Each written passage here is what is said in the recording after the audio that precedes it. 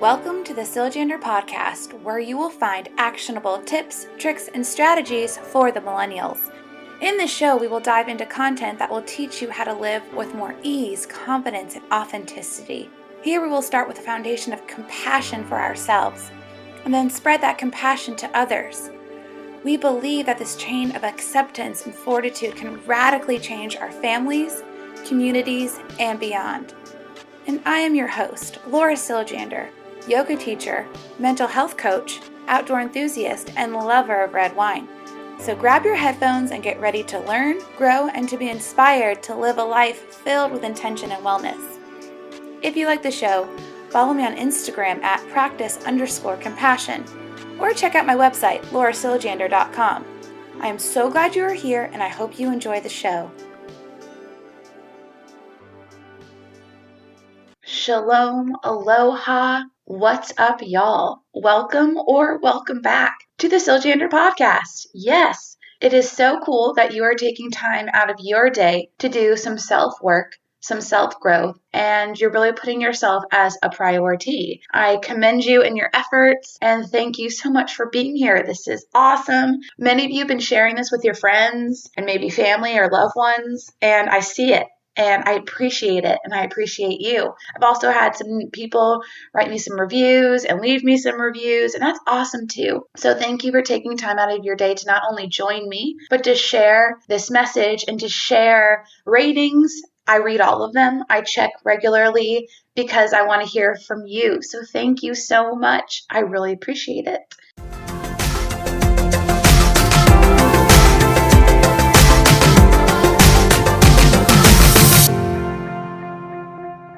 So let me paint the picture for you. It's a Sunday morning when I'm composing this. It's the first week of June, so hurricane season has started in the coastal Carolinas. It's 75 outside, and I'm in my screened-in porch, listening to the birds and squirrels and drinking my morning cup of joe. I think, oh man, this kind of feels like church. Can this be my place of worship? Can the birds be my choir? Can the breath be my guide? Can my lounge chair be my pew? Can my thoughts and meditation become a vessel for my higher power to listen? So as you can see where I'm going with this and the title of this podcast, Spiritual Jelly, I want to talk to you about spirituality. And let's just try to come at this from a very open space. I'm not here to judge or tell you what to believe at all, but some of us or many of us grew up going to some place of worship.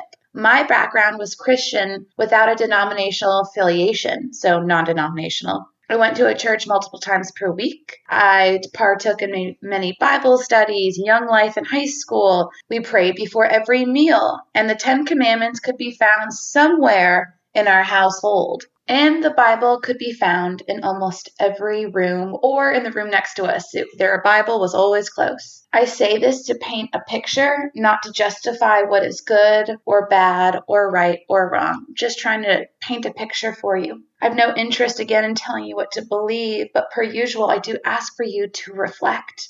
You see, when I went into the military right after high school, I stepped away from my family system. I started trying to sort out what my truths were, not my family's, but mine. What made sense to me? What can you remember when you left your family system? Maybe you went off to college, or maybe you moved out, and you started to sort through those truths of what fits for you and what was your family. Are they the same now? Do you still believe in what they believe? Or are you starting to question and challenge it? It was thrilling. It could have been terrifying. You sorted out what your values were, your moral compass, right and wrong. And maybe that even had to do with religion and spirituality. That could definitely be one of them. What is your truth now? I know plenty of people who moved away and left their faith. And when they started a family with their spouses and kids, they came back to their faith. I know so many people like that. But what if your old faith doesn't make sense to you anymore? What if it doesn't resonate with you anymore? What if the church or organization rejected you? What if it doesn't quite fit? Are you now not saved? Are you now a sinner who needs to repent? Does God even love you anymore? Our questions, these are fair questions that people ask when they don't return to their faith or turn their back on it. And to be honest, and maybe even you may resonate with this a little bit, religion scares the pants off of me sometimes. Scares the pants off of me. Does that even make sense? But you get where I'm going with this. it can make people do out of this world stuff, like literally drawing lines in the sand and making people choose what side are you on. Upon my own reflections, this way of thinking just didn't resonate with me anymore. It was so if I win, you lose, and if you lose, I win type of scenario. Now, if you identify with a religious group, I am not here to cut you down, not at all. But I am here talking to those who are interested in starting or continuing or just exploring a spiritual journey free from religious ideologies. Again, if you identify with Catholicism, if you're a Jew, anything like that, I don't care. That's great. Practice what works well for you. But I do ask to reflect as if it's working for you. Is it bringing more harm than good? Is it hurting people? Are you practicing your truth and not just doing what your group is doing? Are you rewriting the dictionary to your own life? This brings me back to the podcast right before that about rewriting the dictionary of your own life. It's called Rebel Voice. Give it a listen if you haven't. But recently I've been looking for resources about modern day spirituality, such as books to read, podcasts to listen to, videos to watch, anything that could speak to wanting to be spiritual, but not live in a cave for ages, or fear God's wrath, or base my understanding on what time of year I was born. I just don't quite relate with those things. And again, if you do, awesome. But I don't. So if I don't, I know I'm not alone in this. There are other spiritual misfits who are looking for something. For those spiritual misfits, I wanted to find a way to practice my spirituality in ways that I could somehow be in some sort of connection with the God or higher power of my own understanding on a regular basis. I want to believe in something bigger than the human race and in something pure and good. I want to know where I go after I die. I don't think I will ever know some of these things, but I can at least start to explore them. So I grew up in a conservative Christian household, and I ended up being a liberal, yoga practicing girl. And yes, that took some explaining to my parents and family members when I stopped attending a church. So if you have found yourself on the spiritual path feeling alone and confused, I have some serious empathy for you. To take some of the pressure off, I came up with a term that makes me smile, and I feel a little less intimidated by this whole process of seeking your spiritual truth and understandings. It's such a deep topic, and there's so much maybe stigma, baggage, shoulding all over yourself when it comes to this. So I wanted to lighten up the load and make it a little less scary. So one day I was in Moab with my wife, and we were on our way to somewhere called Dead Horse Point to go mountain biking. And I was just in awe. I love Moab because it makes me feel that sense of there has to be something bigger than me, because look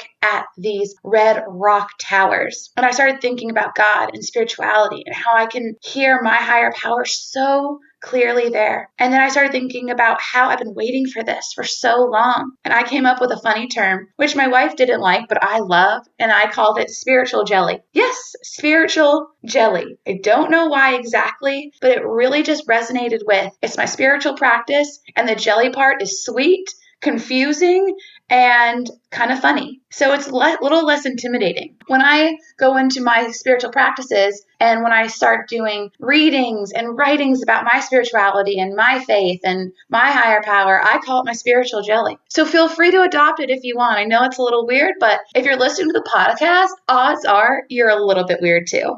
Because this should be a fun process of self-discovery, not scary. Making sense of your God, your life, your morals, and all the other fruitful outcomes that come out of a spiritual practice can be an epic journey that does not need to be associated with doctrines and converting people or gurus telling you how to believe and what to do. It can be a deep personal experience that is fulfilling. So let's lighten the load and get into some spiritual jelly here. So I keep saying this because I really want you to believe this. I am not here to tell you what to believe. I can only share the process that helped me and continues to help me. And I know without it, I feel like there's something missing. And without it, life seems a little less fulfilling and a little or a lot less scary. So let's take the first step and consider your own background. Did you grow up in a religious household? Did you go to Catholic church or Catholic school? Were your parents Wiccan?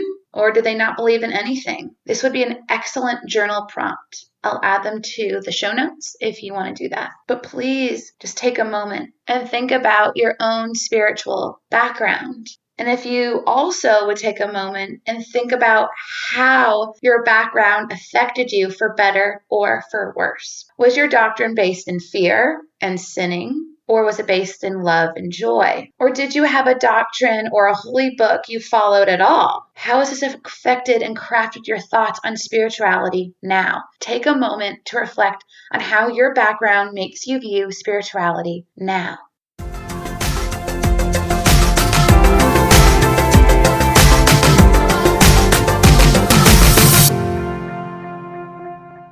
Don't skimp on these questions. They're super important to understand where you're coming from before you start a journey. It's almost like breaking up with someone and then hopping into a new relationship. Reflection on what went wrong the first time is paramount. Reflection on what went right is equally paramount. You got to reflect on what happened in the past so you don't make those mistakes again. So I'm not saying that your religion and your spirituality was a mistake, but you've got to reflect. How is it making you feel now? Are you jaded or are you hopeful? Where are you on that spectrum? If you hop back into a relationship with someone without reflecting about the last one, you're going to bring that same hurt and baggage right along with you without even knowing about it. So at least you reflect back on your baggage and what went right and wrong. At least you're aware. And so maybe you become more aware when you start your new relationship. Same thing with your spiritual practice. What baggage do you have? I'm not saying that baggage is a bad thing, but just to become aware of it. And I'll talk about my own baggage. You're not alone in this.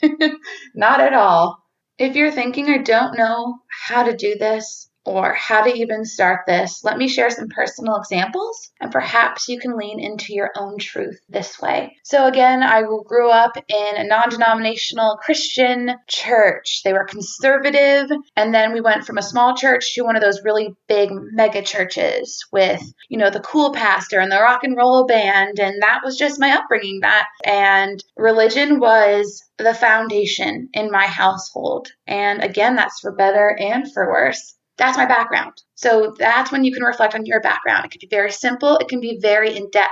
But let's get into the likes and dislikes of the background and how it's affecting you and your spirituality now. So let's start with the good. I love the prayer portion. I liked the relationship I had with the God of my understanding. I like to be able to lean on something higher than me. And I loved the stories of Jesus. He was the biggest hippie ever. He just spread the good word and loved people. It was awesome. I want to be like that. So those are the things that I carry with me now. Those are the things that resonated with me. So what are some things that went right in your spiritual background? What did you resonate with? And then what are the bad things? Because that's okay. There are some things that didn't resonate with you and maybe left a bitter taste in your mouth. So fear. I always felt like there was always this fear-based fear God preached to me. And I never really resonated with that. Why is something that's supposed to love me, I'm supposed to be so afraid of? Now, you can respect someone that you love, but to fear, it didn't resonate with me. That's all. I also didn't really appreciate a woman's role. I never saw her at the front of the church. She was always behind her husband. And as a gay woman, I want a chick up there. That's who I relate to. I'm cool with the guys, but there was never a woman that did that. Maybe she led women's groups, but I wanted a woman up there. I wanted to see myself up there. It's almost like watching TV. You want to connect with the characters on TV. You want to connect to someone, even more importantly, who's preaching to you. And it was always a guy, and there was always a woman behind him. So that didn't work for me. I thought everyone who I went to church with kind of looked the same, acted the same, and spoke the same. And man, I'm such a misfit. That doesn't work for me. I also didn't really resonate with Christians are right, and if you're not a Christian, you're not saved and you're wrong. So I didn't appreciate that. And that needing to convert people to Christianity, I never resonated with that. It made me so uncomfortable to say I'm right and you're wrong. So that's some ways that I have reflected on my own spiritual past. Maybe you find some truth in that. Maybe you don't resonate at all. Again, I'm coming from a really judgment-free, open space here. What worked for you? So let's dive into some questions that you can ask yourself to kind of give you a structured way to reflect. And I'm going to go over these questions again after this at the very end. So if you miss it right now, you can get them at the end or in the show notes. So again, after reflecting on what your spiritual experience was, if you had one, to reflect on how has it made you view religion in general now? Has it made you hopeful, sad, angry? What resonated with you from your past and what did not?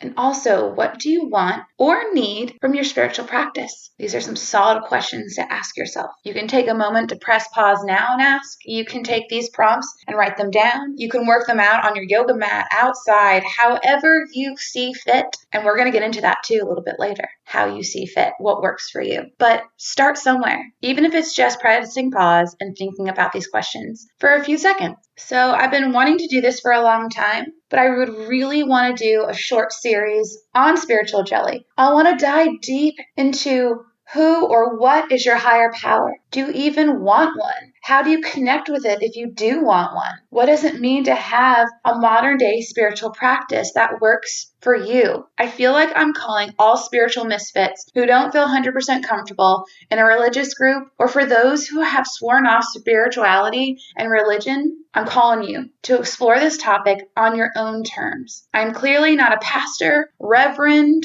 guru, any of that, but I do think that we can explore this as a community. Again, I'm not here to tell you what to believe, but some ways that I have explored and what has worked for me and what has tanked. I just want to dive in and be as judgment-free as possible. I'll ask you questions and you can answer them on your own terms if you want or not. Totally on your own terms. I'm not saying we're going to find and discover all the questions we have, but it could be a really great start, and to do it from a safe space. So please stay tuned for the Spiritual Jelly series. But for now, dig into those thoughts of your past or your background regarding your upbringing with religion or lack thereof. How did this affect you for better or for worse? If you had a religious upbringing, what did you like about it and what did not work for you? What do you want or need from your modern day spiritual practice? Be compassionate with those questions and answers because they could possibly evoke some strong emotions. And as you know, practice compassion, y'all.